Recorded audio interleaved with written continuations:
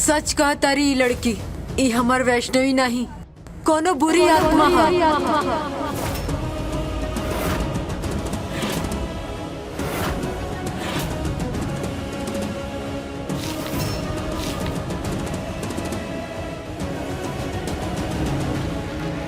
ई कोनो साधारण आत्मा नहीं खे, बहुते माया बीबिया, पर अकेले हम ही लड़की पे काबू पा न सके नी। हमरा के अपन गुरु के लेके आवे के पड़ी। लेके आवे कोई मतलब कब? तब तक वो हमार जान ले ली माता।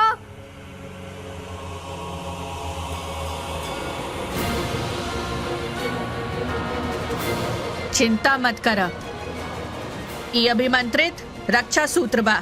इके आप सब लोग अपने अपने गला में पहन लिबे। एकरा पहनला के बाद केहू के कुछ ना होई। ई का बकवास बा? हमरा वैष्णवी से केहू के कोनो खतरा नहीं खे। बंद करी ढोंग ढटूरा। अरे अम्मा, समझत काहे नहीं की? अरे रक्षा सूत्र पहिनला में कौन दिक्कत बा? हम तो चाहता नहीं कि हमार बहू ठीक हो जाए, ओकरा अंदर जौन खराब आत्मा बा ना, वो निकल के बाहर चल जाए, ताकि हमनी के सब सुख शांति से रह सकी जाए एक साथे। रउआ दी हमके रक्षा सूत्र। लेकिन ई इलाज में बहुत पैसा लगी। हाँ तो देम ना, चिंता के कोनो बात नहीं खे। अरे बहुरिया। हाँ हाँ हाँ मम्मी जी। ई ताबीज एकदम फर्जी बा, बिल्कुल हमरा जैसन।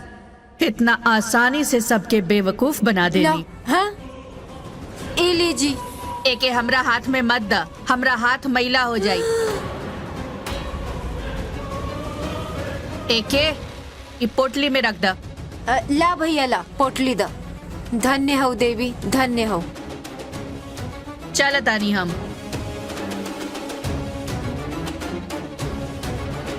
तू भी ना समझल ना चिकलू, हम जानता नहीं कि तू हमार मदद कर चाहता, बाकी हमरा वजह से वो तांत्रिक तारा न जाने का कर देले रहती। एक खातिर हम लेके आनी। अब का कही दीदी, कलयुग के मनुष्य में विवेक थोड़ा कमे होला। बस चिकलू, तहर यही बात की वजह से ना तहरा पे कोई विश्वास न करेला। अंदर सीधा सीधा कह देले रहता ना कि दीदी पे भरोसा बा। इतना सब कुछ बोले के का जरूरत रहे? कंफ्यूज कर देला सबके। लेकिन हम सच कहता नहीं दीदी, हम मैया से बोल के ताके स्वर्ग लोक में बुलवैले रहनी। बस कर चिकलू बस। हम जानता नहीं कि बच्चा के कहानी बनावे के शौक होखेला, पर ही ज्यादा होखता अभी। हाँ, अब तू घर वापस जा, हम बाद में बात करब, ठीक बा? वैसे ही यहाँ माहौल बहुत खराब बा। ठीक बा।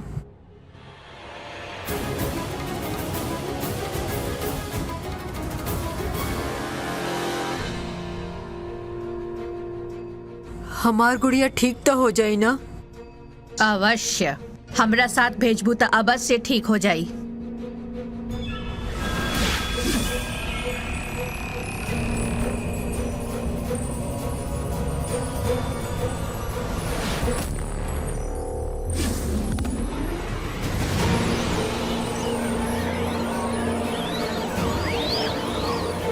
देखनी कैसे वो दुष्ट आत्मा अपने ऊर्जा का संचार कैली, अब जैसे ले गईल आवश्यक हो गईल बा।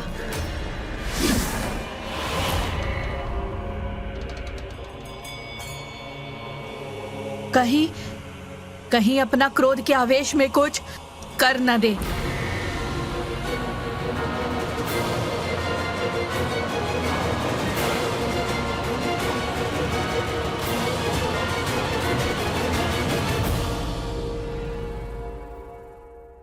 For God's sake, Kratz, ये पहिन ला, ये तारा भलाई खातिर बा। हम कहनी ना हमके ना पहने के हा। वैष्णवी बिल्कुल ठीक बिया और ओके कुछ ना भल बा। Got it? तारा सामने वो हमरा के करंट के झटका देली, ओकरा बाद भी तू ये कहा तारा। अगर ऐसा बात है तो हमरो हाथ पकड़े रहे, झटका हमहू के लगे के चाहत रहे, लेकिन इसमें कुछ ना भल। राइट? कहे कि तुम वो वैष्णवी के खासम खास बड़ा ना। अगर ऐसा बात है तो हमके इस सब पहने का जरूरत बा?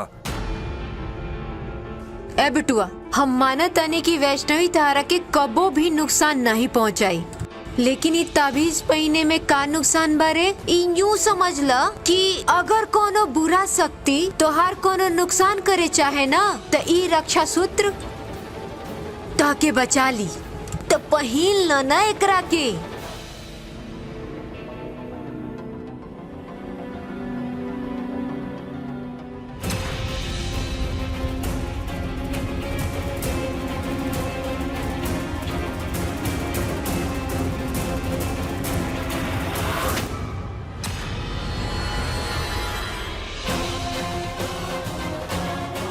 वैष्णवी बिल्कुल ठीक बिया, ओके कुछ ना भल हमारी।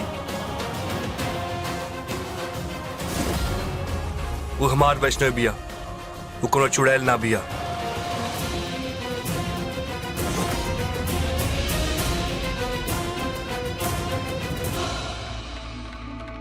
दूध के जलल छाछ भी फूक फूक के पिएला, लेकिन तोहन लोग के ई बात पर कोनो असर ना बा। अरे इतनी बार उस बच्ची पर लांछन लगेले बाड़ू, कुछो ना साबित भइल, फिर भी सुधरे के तैयार ना बा केहू।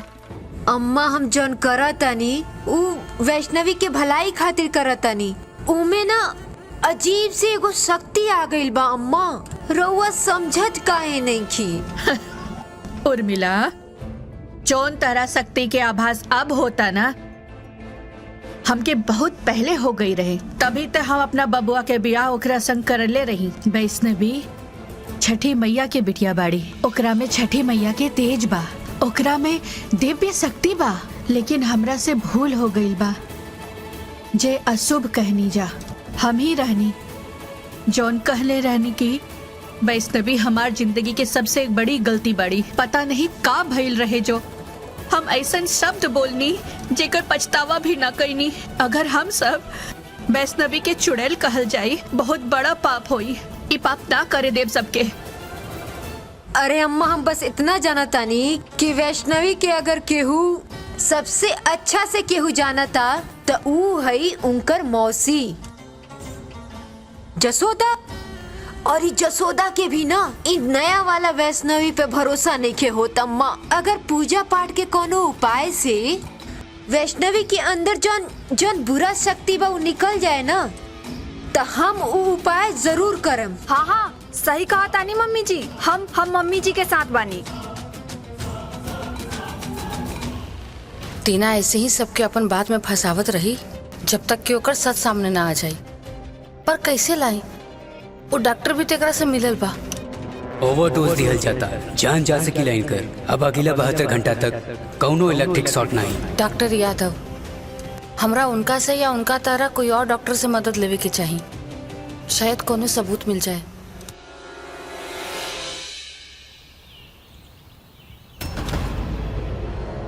कार्तिक ठाकुर, पेशेंट के नाम कार्तिक ठाकुर रहे सर। अच्छा हाँ, ओवरडोज ऑफ इलेक्ट्रिक शॉट।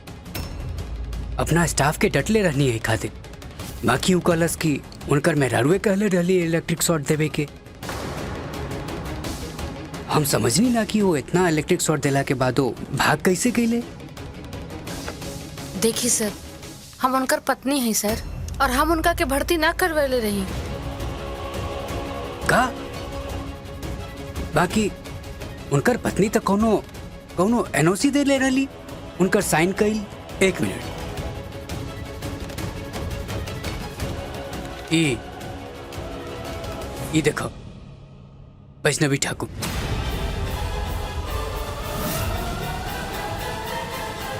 ये हमार साइन ना है सर।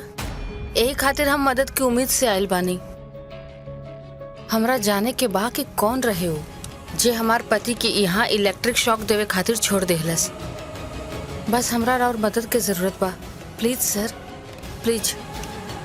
हम समझा था नहीं, लेकिन हमरा से ज्यादा तार मदद ऊ कर सकेला।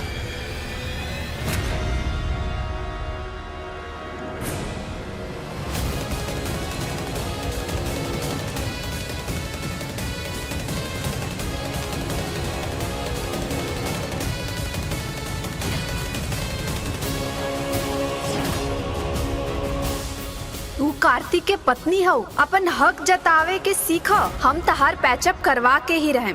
PhD पूरा के पूरा PhD कैले बानी हम कार्तिक पे। I will help you. छोड़ब ना हम अब तहरा के टीना। तहार खेल खत्म। सर, हमरा ये वीडियो चाहिए।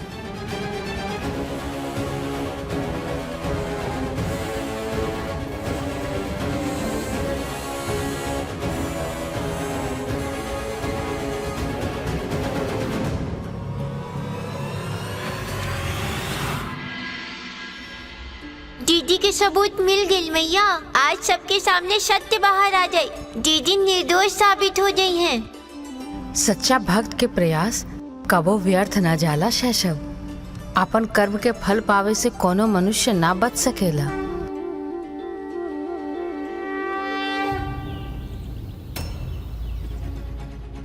कार्तिक जी, माँ, बाबूजी, दादी जी सब बाहर आ जाएं, सबूत मिल गई है। हाँ, काहे चिखा तारू इतना? अरे का नया ड्रामा लेके आइल बाड़ी? अरे गुस्सा मत दिलाओ के, कही ना तो टीना कस्तूरी के जैसन करंटवा मार दे। अच्छा बा, अच्छा बा। बहू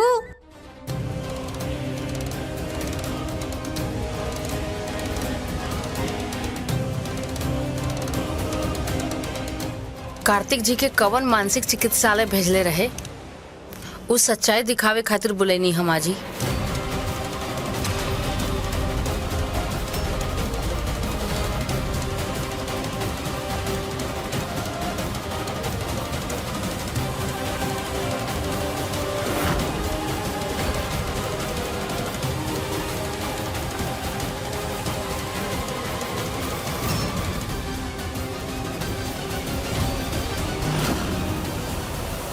ई पेन ड्राइव में ओकर चेहरा दिखल है, देखी। हाँ एकरा के लगाई कार्तिक जी, सारा सच्चाई और सामने आ जाई।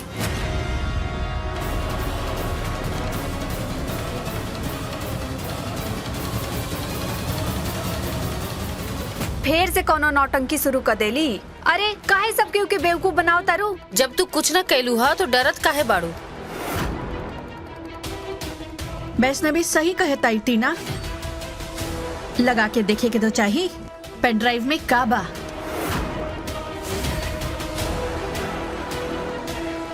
लगा बबुआ। ठीक बता दी।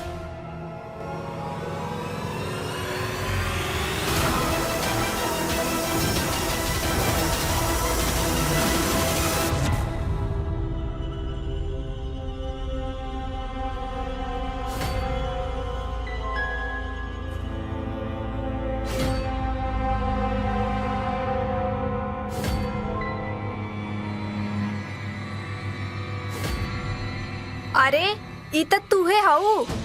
ना भाभी, ये हम ना है।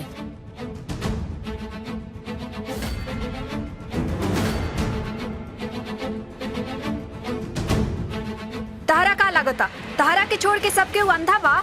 अरे साफ साफ लौकता कि तू हो। साफ तो अब दिखी।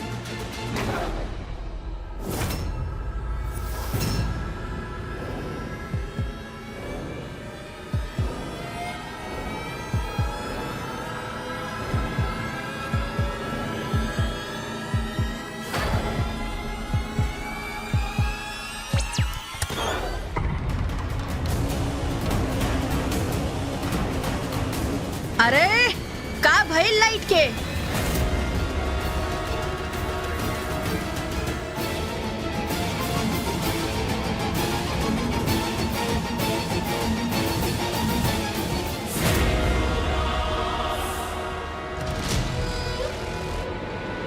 उपेंद्र, बिजली कैसे गई? केहू बिजली ठीक करा। हम देखा तनी बाबूजी। एक मिनट, लैपटॉप लेके आवत बानी। हाँ हाँ अरे लाइट तो आ जाए दा। अब आगे का वीडियो एकरा में देखल जाई। आवा सब लोग। अरे टीवी में पेन ड्राइव लगाते फ्यूज उड़ गए घर के, अब घर न उड़ जाए।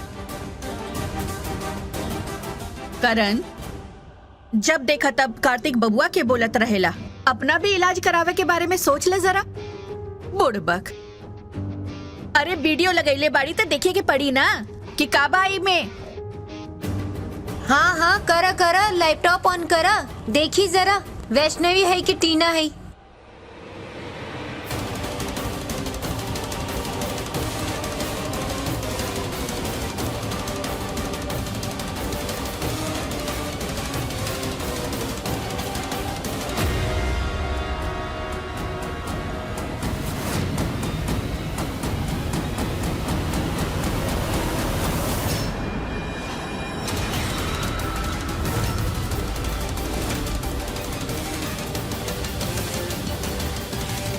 अरे ये वीडियो कहाँ चल गई? अभी तो हमने सब कुछ टीवी पे देख ले रही। हाँ देखनी तो है। लास्ट में तो तू ही रहलू हा।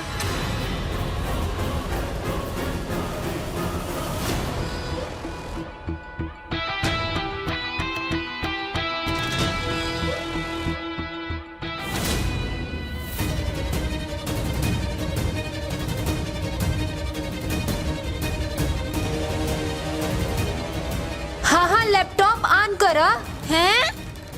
देखी वैष्णवी है कि टीना है? आगे से टीना लागत। Just shut up. अब तू अपन इमेज भी हमरा सर पे फोड़बू। आंटी जस्ट सी हर। जब से हम यहाँ आइल बानी ई खाली हमरा से जलेली। काहे कि हम क्रैच के ध्यान एकरा से बेहतर रखे नी, एकरा से ज्यादा जाने नी क्रैच के। यही से करता रहूं तो ये सब हमरा साथ। नहीं टिंजी, वैष्णवी के तोरा से कोनो प्रॉब्लम ना बा। हाँ हमू नहीं की मानत कि जानबूझ के वैष्णवी टीना के फसावे खातिर ऐसा कुछ करत हुई है। लेकिन जब तक वो बाबा और जसोदा कोनो ठोस सबूत नहीं देता रहो तब तक ठोस सबूत? बहुत बढ़िया विश्वास कैले बाड़ू वैष्णवी पे। अम्मा तो और का कही बोली। अरे जौना वैष्णवी के हमनी के जाने नहीं जा, वो तो दूसरा के गलती भी अपना ही मत्था पे ले लेत रही है। लेकिन ई जोन वैष्णवी बाड़ी ना, ई तो 360 डिग्री बदल गई बड़ी। अब हमार दिमाग चकराई नहीं तो का हुई भाई बताओ जरा। दिमाग तो हमरो चकरात बा। अभी तो हमने देखनी जा कि पेन ड्राइव में वीडियो रहे, बाकी अब कहाँ चल गई? अरे ओमे का बा? अब फ्यूज उड़ले के वजह से फाइल क्रैश हो गई लोई। आज इतना देखले बानी जा काफी बा। और हम तहार साथ जानता नहीं वैष्णवी, उ तू है रालू। इनफैक्ट एकरा के पाले वाला यशोदा भी एकरा के बुरा बोलता रही। चुड़ैल ही आई, चुड़ैल। बस बस बस।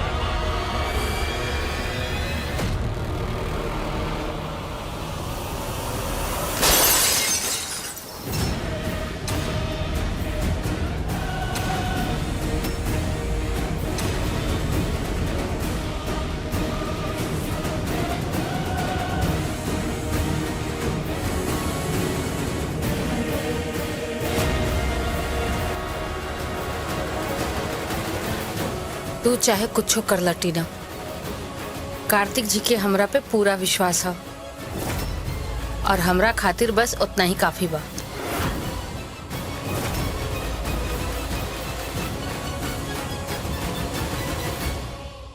दीदी के साथ फिर धोखा हो गई। और वो मुस्कुराता नहीं भैया। वहाँ सब क्यों दीदी के सच्चाई के छोड़ के टीना दीदी के झूठ के साथ देता रहा लोग।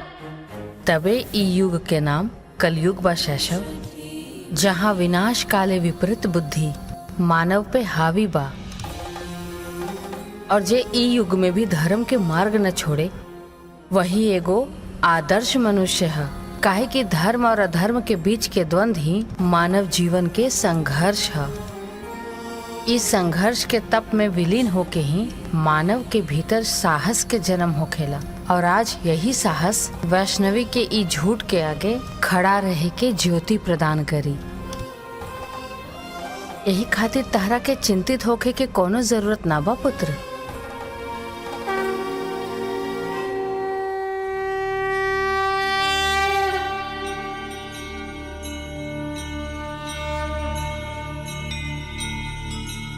बोला छठी मैया की जय।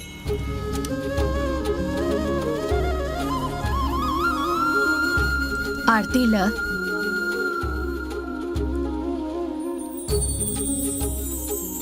जियत रहा, सौभाग्यवती रहा। बेटा ई आरती ला अब पूरा घर में घुमा के आजा, ठीक बा? जी दादी।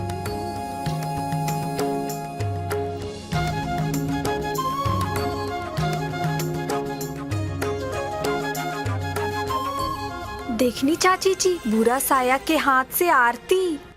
अरे आस्था के ऐसन मजाक हमरा से तो बर्दाश्त ना होखेला।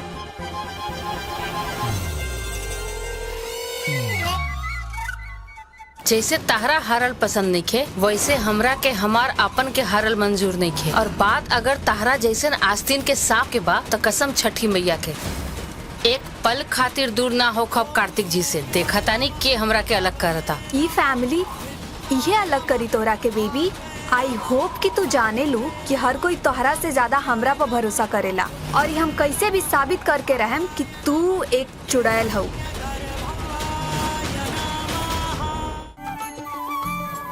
ऐसे ही हम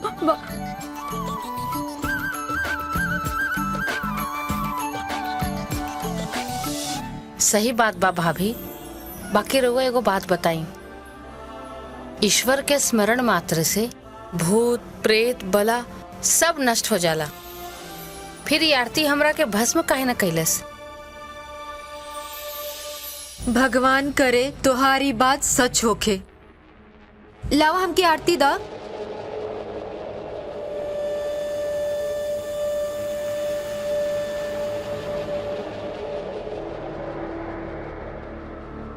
सही कहलो जीजी। भले ही सारा सबूत इके खिलाफ काहे ना होई, बस ई बुरी आत्मा ना हो।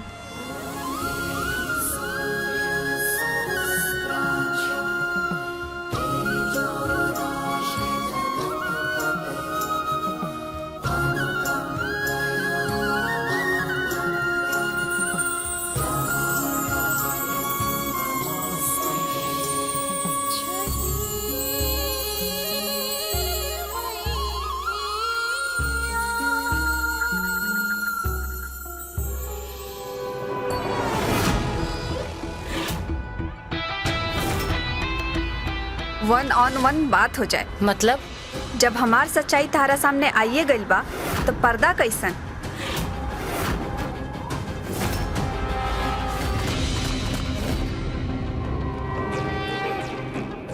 बचपन से ही ना हमरा हारे के कबो पसंद ना आइल। सो फॉर योर ओन सेक छोड़ द क्रैश के। वो खाली हमार है। हमरो ना बचपन से खाली एक एगो प्रॉब्लम बा। जैसे तहरा के हारल पसंद नहीं खे वैसे हमरा के हमार आपन के हारल मंजूर नहीं खे। और बात अगर तहरा जैसन आस्तीन के सांप के बा तो कसम छठी मैया के एक पल खातिर हम दूर ना हो खब कार्तिक जी से। देखा तानी कि हमरा कौन अलग करता। ये फैमिली ये अलग करी तारा के बेबी। आई होप कि तू जाने लू कि हर कोई तहरा से ज्यादा हमरा पर भरोसा करेला। और हम कैसे भी साबित करके रहें कि तू एक चुड़ैल हो। जे आपन मृत्यु के मात देके आपन पति के रक्षा खातिर लौटल बिया ओकरा तू का समस्त सृष्टि के संयुक्त दानव शक्ति भी कुछ न कर सकेला। साक्षात छठी मैया हमार साथ बाड़ी। जब ई तेज हवा उनकर नाम से जलल ई दिया के न बुझा सकल तो उनकर बेटी की हिम्मत का खाक बुझाई है।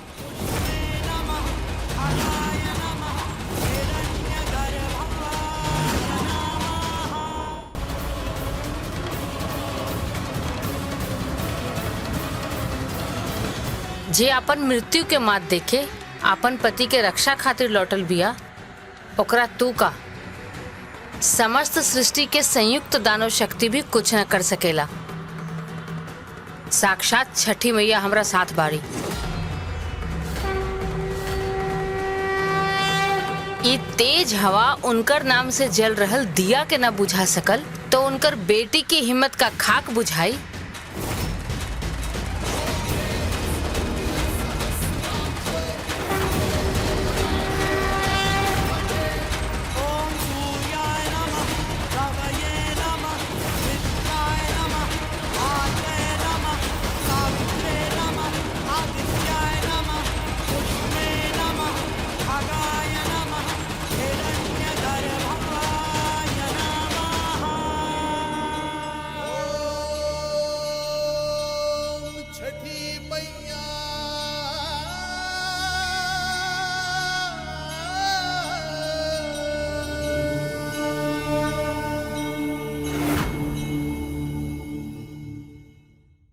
एक मिनट कोनो शादीशुदा जोड़ा के कमरा में बिना खटखटा के घुसल, ओहो तब जब शादी नया नवेली होखे। इतना भी संस्कार नहीं खे। प्राइवेसी नाम के भी कोनो चीज होखेला टीना। वैष्णवी, माई कहले बिया टीना आ सकेला कमरा में, आवे दो। ठीक बा, आवे देहब। कमरा से बाहर चल जाए। बाकी रउआ एक बार सर पे हाथ रख के कह दी कि हम वैष्णवी नहीं की, कोनो बुरा आत्मा है जे राउर बुरा चाहेले।